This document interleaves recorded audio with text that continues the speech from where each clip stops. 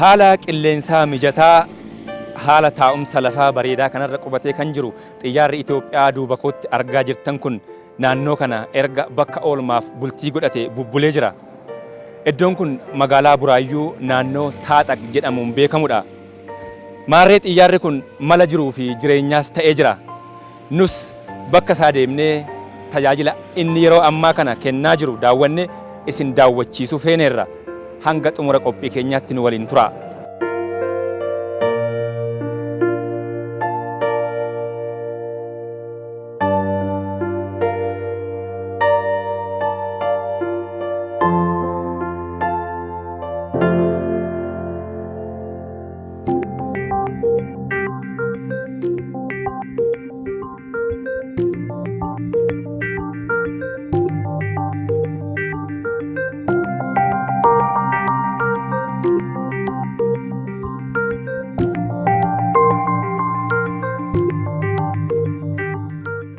Hordofaa kan jirtan qophii yoo feetan televezyiinii OBS. Qophii yoo feetan kana ispoonsara kan godhe hoteelaa fi giddugala bashannanaa Guuteeti. Hoteellii fi giddugalli bashannanaa Guutee kun magaalaa Buraayyuutti argama jennee jirra. Naannoo Taaxaq jedhamuun beekamudha. Magaalaa Finfinnee irraa kiiloomeetira 12 qofa gara lixaatti fagaatee argama. Warra lixaa gara Finfinneetti dhufaniif seensa magaalaa Finfinnee, warra Finfinnee irraa gara lixaatti imalaniif immoo ba'umsa magaalaa Finfinnee irratti argama jechuudha.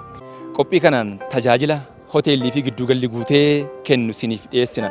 Giddugalli kun bakka tajaajila kennan hedduu qaba. Isaan keessaa tokko xiyyaara duuba kootti argitan kana. Kanaaf yoo feetan kottaa daawwadhaa akkasumas itti fayyadama.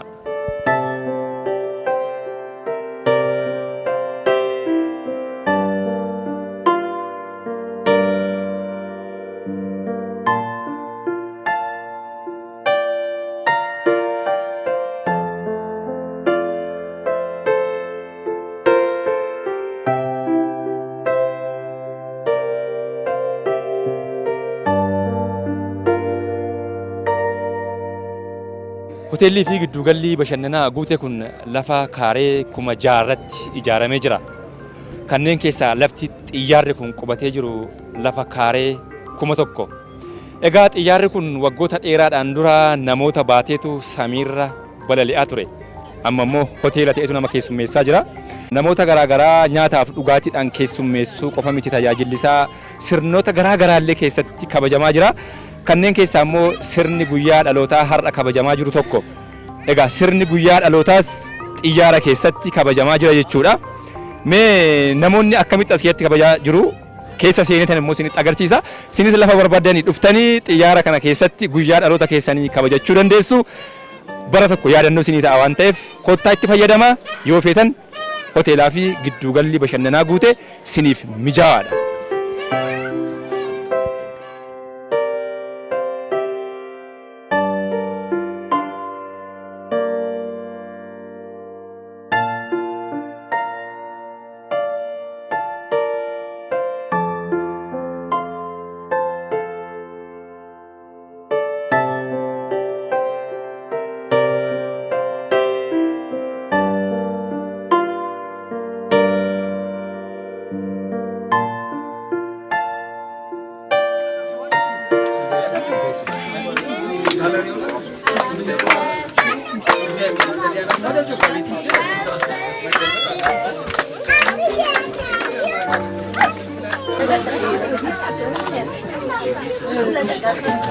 Namoonni egaa xiyyaara yeroo baay'ee yookiin samii irratti agartu baay'een keessan yookaan immoo akka carraa lafatti agartaniitu ta'a. Hoteelas ta'ee jira waan ta'eef asitti immoo hoteellii fi giddugalli bashannanaa Guutee kottaatii itti tajaajilamaa isiniin jedha. Egaa yeroo baay'ee namoonni as keessatti fayyadaman namoota maatii qabatanii dhufan akkasuma namoonni dhuunfaan dhufanii asitti tajaajilamanis jiru. Kanaaf baay'ee namatti tola. bifa namatti toluun mijaa'eera waan ta'eef koottaatitti bashannanaa isiniin jenna. Xiyyaarri kun as magaalaa Buraayyuu naannoo Taaxaq jedhamuun beekamu kanatti argama. Yoo feetan koottaatitti bashannana.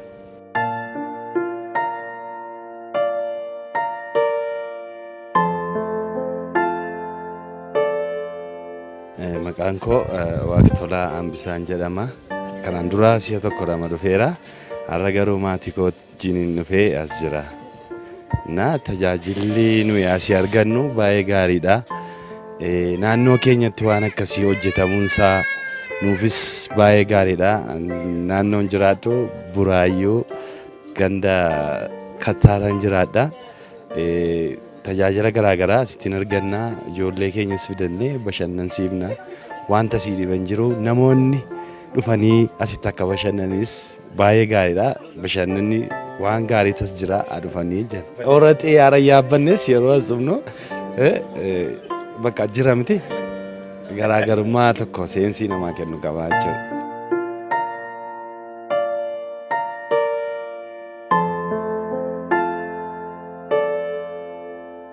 Namoonni egaa dhufanii sitti bashannanu maatii isaanii qabatanii Dassaalenyi fi Abarraa Shaadha warraaf Abbaa warraati. Maatii isaanii qabatanii kan garana dhufanii mee akkamiin bashannanaa jiru mee nan gaafadha. Mee Dassaalenyi akkam bakki kun bakka biraarraa adda bakka bashannanaa biraarratti addaati? Bakka biraarraa adda wanti adda isa godhu warri maatii qaban maatii isaaniitiin guutummaan dhufanii bashannanuu hin danda'u. Daa'imman warri qaballee fidanii bashannanuu hin danda'u. Bakka bashannanaa kan ijoollee qaba, kan daa'immanii qaba, kan akkaataa abbaa warraatiif kan warraa qaba. Akkaataa kanatti bashannananii haala gaariidhaan dabarsuu hin danda'u. Abarraa shoo maal jetta daa'imman kee qabattee dhufte asitti bashannanaa jirta xiyyaara keessatti. Haa ta'u maal jetta? Baay'ee gaariidha. Wanti iddoo biraarraa adda isa godhu bakka xiyyaaraa kanaadha. Kanaafuu baay'ee namatti tola. Maqaan koo Liidiyaa jedhama. As keessaa wanti nyaata hin jira, wanti dhugaanis hin jira. Hundumaa isaa as keessaan hojjetu, sarrattoonni as keessa hojjetu waan beekuudha waan xiyyaara kana waan beekuudhaaf as keessatti needhanii namni hin beekne immoo gorsa yookaan barumsa argatee hojjechaa as keessatti. Maqaan koo Araarsoo Jabanaan jedhama. Kan inni dhufe magaalaa Buraayyuudha. As bashannanuudhaaf naannoo Oromiyaa keessatti wanta akkana argannee bashannanuun waan na gammachiisu kan dhufe.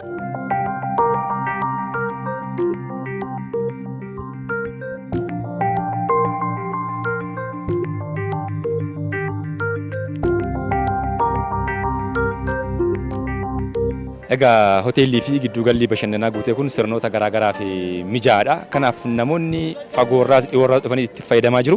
Akkuma duuba kootti argitanii iddoon bilisaa maatiidhaaf ni qophaa'a. Namoonni firoota isaanii maatii isaanii qabatanii dhufanii akka asitti bashannananii fi dunkaanni kun akkanatti dhaabbatee fi duuba kootti akkuma agartan taa'anii bashannanaa jiru. Akkasuma immoo cinaa isaatti jechuudha ammas dunkaana biraa keessatti immoo sirna guyyaa dhalootaati kan kabajamaa jiru.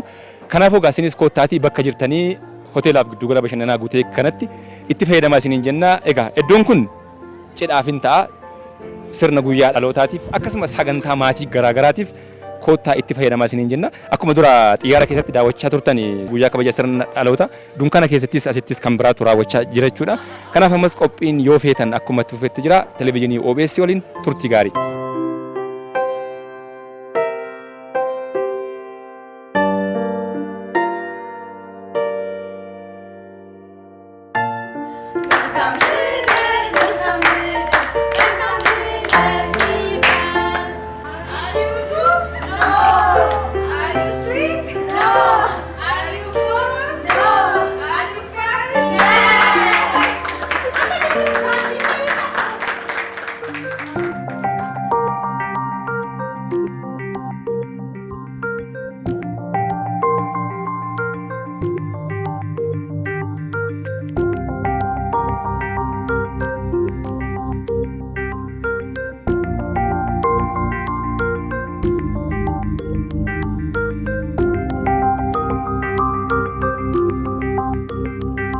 Hordofaa kan jirtan qophii yoo feetanii kan televezyiinii OBS qophii kana egaa ispoonsara gochuudhaan oomishaa fi tajaajila keessan beeksifadhaa isiniin jenna. Dhaabbileen oomishaa fi tajaajila garaagaraa qabdanii qophii yoo feetan televezyiinii OBS kan har'a kana ispoonsara godhee kan isin biraan gahaa jiru hoteelaa fi giddugala bashannanaa guuteeti. Maarreessinis qophii kana ispoonsara gochuudhaan oomishaa fi tajaajila keessan beeksifadhaa isiniin jenna.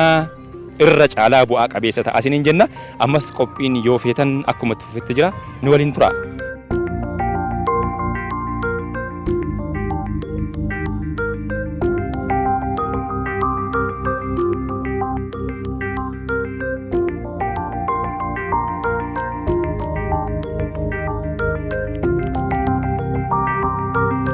Hoteelaa fi giddugala bashannanaa guutee kana egaa namoota hedduutu dhufee asitti tajaajilamaa oola. Namoonni gurguddaa akkuma dhufan daa'immanis akkanatti dhufanii asitti taphachaa oolu. Wantoonni isaan ittiin taphatanis sirriitti mijaa'eefii jira.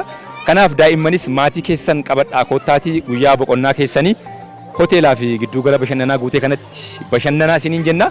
Maatiin immoo ijoolleen keessan egaa akka isaan boqotaniif as fidaatii koottaa asitti bashannansiisaa isiniin jenna. Ammas egaa qophiin yoo feetan akkuma tufetti jira. Yoo feetan koottaatii ittiin bashannanaa.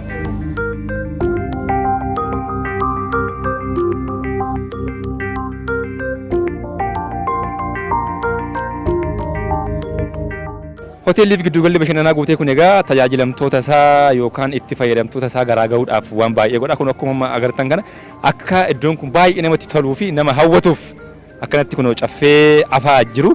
Kana qofa miti galgalaaf wanti qophaa'e immoo kaanfaayiriin kunoo cinaa kootti argama.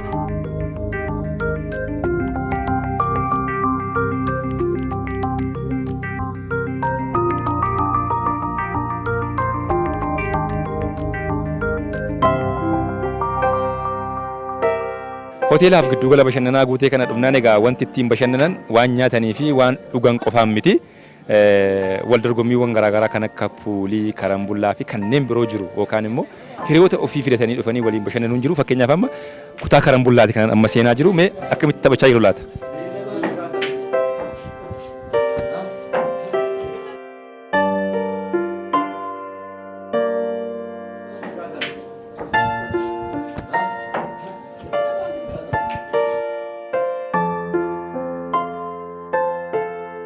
Hoteellii fi giddugalli bashannanaa guutee kun egaa kutaawwan keessummoonni itti keessummeeffaman garaagaraa qaba. Kana jechuun kutaa nyaataaf kutaa dhugaatii jechuu keenya. Naannoo kanatti kan argitan duuba kootti jechuudha galma guddaa jira. Galmi guddaa kun kan nyaannii fi dhugaatiin keessatti namootaaf dhiyaatu yookaan keessummoonni keessatti keessummeeffan jechuudha. Hoteellii fi giddugalli bashannanaa guutee kun gosa nyaataa fi dhugaatii garaagaraas qaba. Mee gara galma nyaataa isa guddaa kanaatti seenetan teessoon isaallee maal akka fakkaatu, haalli mijataan jirullee maal akka fakkaatu isinitti agarsiisa. Ammas yoo feetan waliin tura.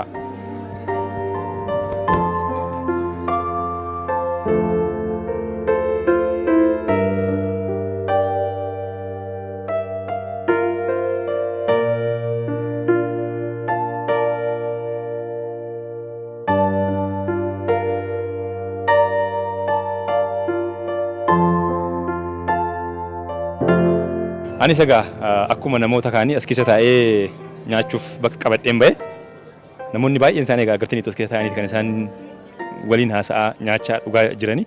Kanaaf isinis koottaatii yoo feetan asitti fayyadamaa isiniin jenna. Mee amma deemeen biiffee kaase garas deemee nyaadha.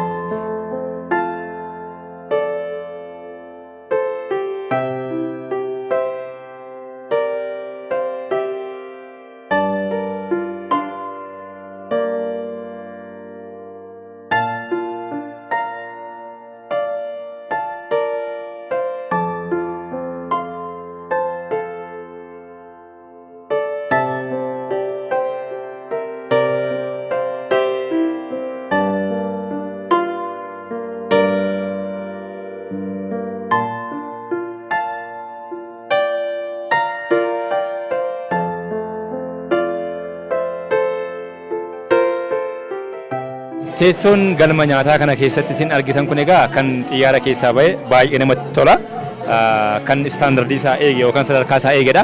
Kanaaf teessoon isin as keessatti daawwattan kun kan namoonni irra taa'anii nyaatan kan xiyyaara waliin hojjetame kan xiyyaara keessaa guuramee as taa'e xiyyaara sanaaf immoo kan isaaf mijaa'u kan biraa kan kanarra fooyya'aa kan hojjetame keessa jirudha jechuudha. Kanaaf namni teessoo kanarra taa'u baay'ee mijaa'aa waan ta'eef miirri asitti namatti dhaga'amu tarii teessoo isaatiin jechuudha. Miiruma pileenii keessa yookaan immoo xiyyaara keessaati jechuudha. Kanaaf amma ni nyaachuufani kottan nyaanna.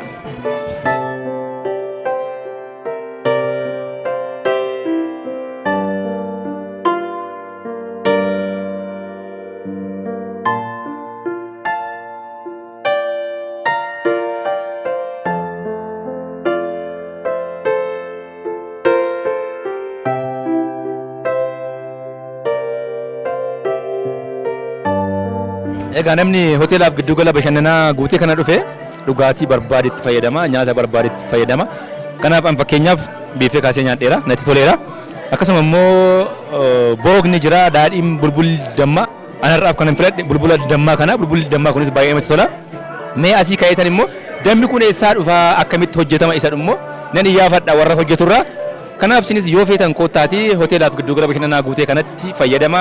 Nyaata aadaa, nyaata ammayyaa, dhugaatii aadaaf kan ammayyaa hedduu jira waan ta'eef koottaatii itti fayyadamaa isiniin jenna yoo feetanii ammas qophiin keenya itti fufee jira nu waliin tura.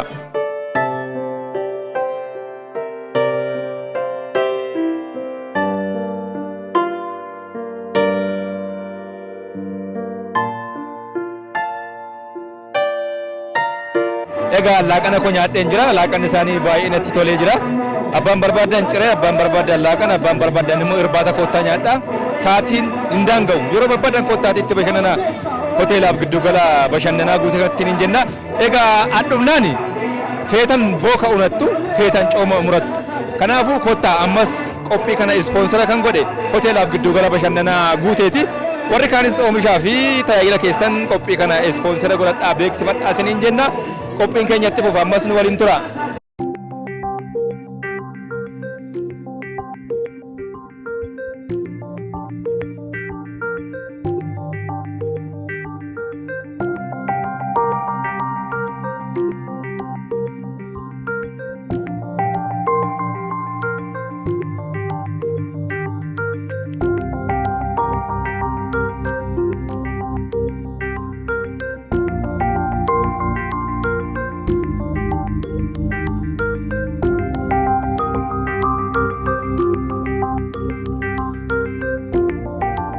Maqaan koo Guutamaa Guutaan jedhama. Guutamaa Guutaa. Abbaa Guutee Hoteelii jechaadha. Abbaa Guutee Hoteeliiti. Tole mee hoteela kanaa fi giddu gala kana bara kamii kaaftanii asitti ijaartan? Hoteela kanaaf giddu galli kun hojjetame bara 2004 jammala calqaba seenni isaa barsan dhagaa bu'uuraa buusnee calqabne. Achuma calqabnee hogguma tokkoof ji'a lama keessatti xumurree tan jiruu isaa keessatti bobba'an.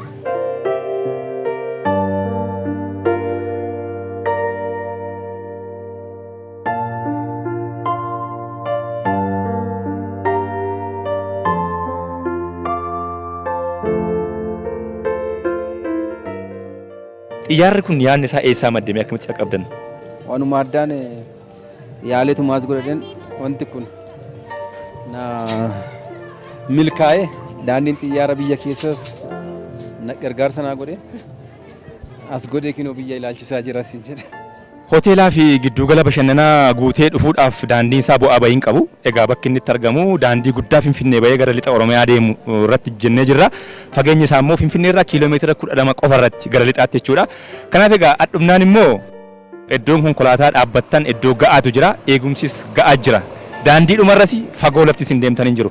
Kanaaf koottaatii kallattii barbaadan irraa hoteelaaf giddu gala bashannanaa guutee kanatti fayyadamaa ittiin bashannanaa isiniin jenna. Ammas qophiin yoo feetan televezyiinii OBS itti fufeera nu waliin tura.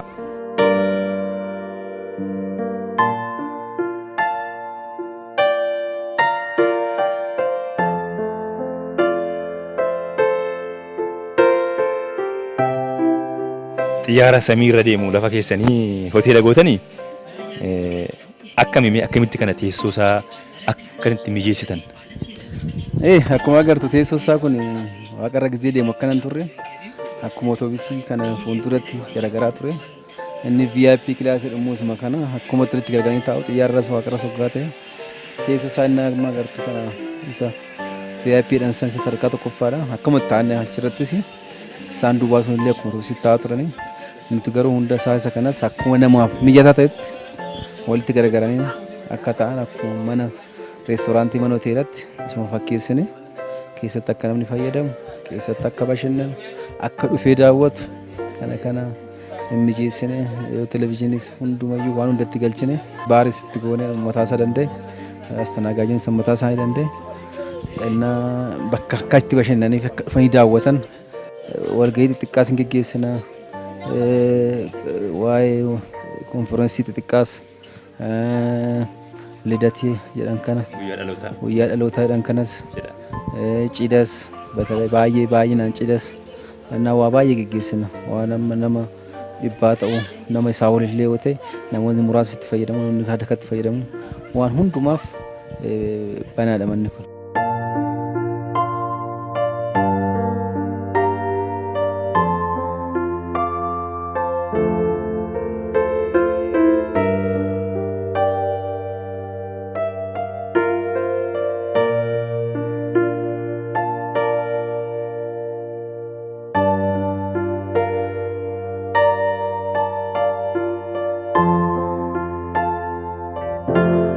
Daadhiin akka beekamtan dhagayeera hin odeeffama. Mee daadhiin keessan akkamii eessaa fidanii natti dhudhamma isaallee?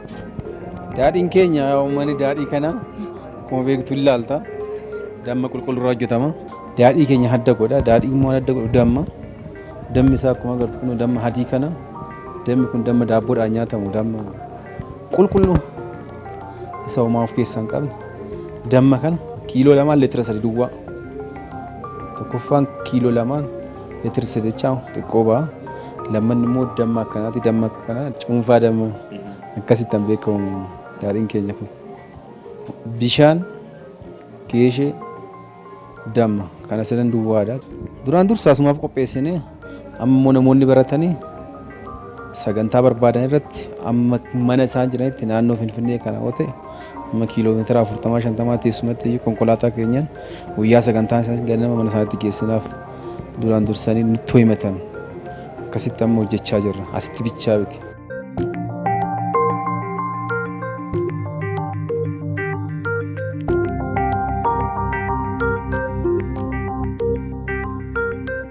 Namoonni amma daadhiin keenya jaalatamaa kan godhan keessa daadhii ijoo kichuu ta'e bultii 20 amma 25 ti kunamma isa baay'ee namatti tolu amma barbaadde dhudhaa uumaa sin godhu kanaaf daadhii keenya hadda kan godhu mana keenya daadhiin bultii 30 darbu baay'ee darbe bultii 30 yoo ta'e damma xiqqootti goone duubatti deebisne gurgurra akka damma kichuu goone daadhii kichuu goone kanaafuu baay'een turu ooba ture gaariin ta'u nuti immoo akkasumatti ilaalleeti jala jala naqaa deemu.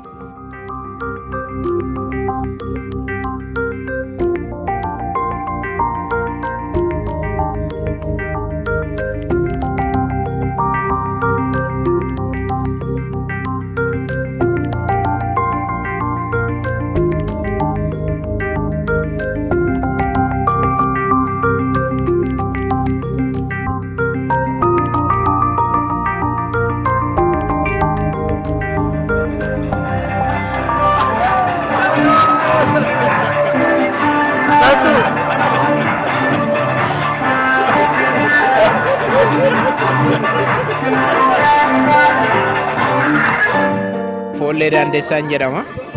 Kanan dhufe asuma magaalaa Buraayyuurraayi. Asigaa kunoo daadhiin dhuguu dhufe. Ho'a kan namaaf dabalu baay'ee kan qaamni namaa akka namatti tolu kan taasisu dammadha. Damma qulqulluudha waan ta'eef tokkichi isaa si ga'a. Tokkichumti isaa kuniin si ga'a bakka si ho'isa. Ho'a si dabala bakka baay'ee bareedadha. Egaa durumaaniyyuu immoo akkuma naannootti iyyuu daadhiin jaalanna daadhiin sirriitti iddoo qaba. Dhugaatii aadaa keessaa inni kun hangafadha. Sirriitti jaalatamaadha gaa hin jaalanna.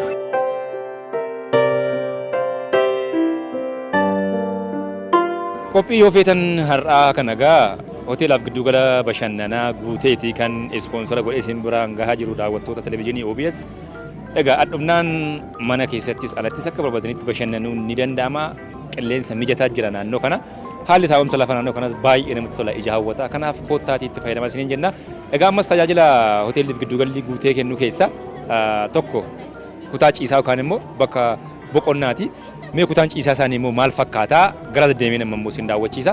Ammas turtiin keessan waliin haa ta'u abbootiin oomishaa fi tajaajila qabdan immoo qophii kana ispoonsora gochuudhaan akkuma kana beeksifadhaa fayyadamtoota keessan biraan gahadhaa tajaajila kennitan akkasumas oomisha qabdan siniin jenna nu waliin tura ammas.